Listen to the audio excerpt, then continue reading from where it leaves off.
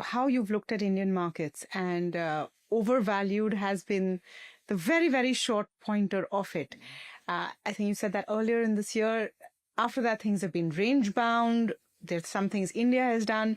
Do you I hope you're not blaming me for it being range bound. No, I think that goes to Trump and this. I think he'll have to come back in line. You're very well revered, Aswath, but I don't think so. I don't think I can move markets. I don't think you can move markets. That statement about overvalued was just a statement of fact. It was because I computed the PE ratios for everyone I do it as part of, at the start of every year. I call it, playing Moneyball with the data. I take the data and say, let's see what the data is telling us. And I compute the PE ratio for every country collectively. And India had the highest PE ratio of any country of any magnitude. There are some small countries, but this was a country, a large enough market with. So I said, look, it is the most overvalued market. And of course, it got in the news. And then I got a little bit of backlash saying, what.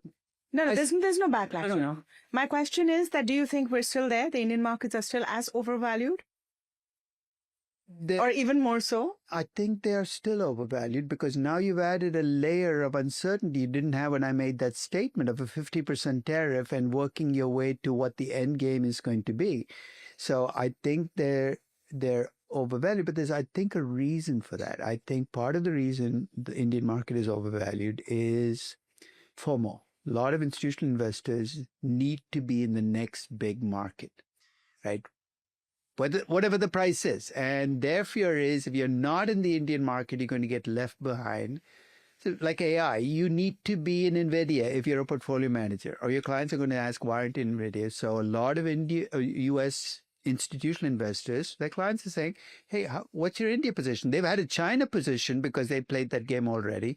And for many of them, their India position is either non-existent or really small. So that is a big driver.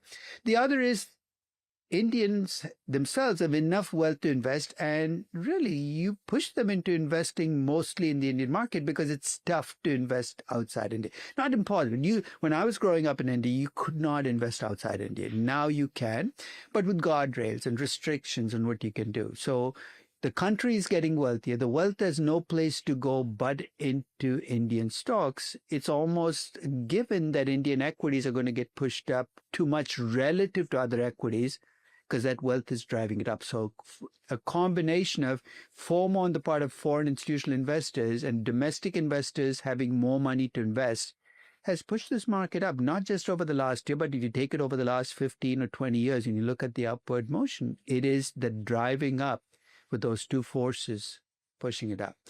Now, but that also means that if it's overvalued, there is no catalyst that can cause an immediate correction. It's not like people are going to wake up. Especially domestic investors. Let's say they said Indian stocks are overvalued.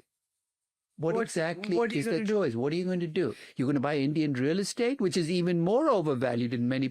So there is no easy place for them to put their money where they can say, I can do better.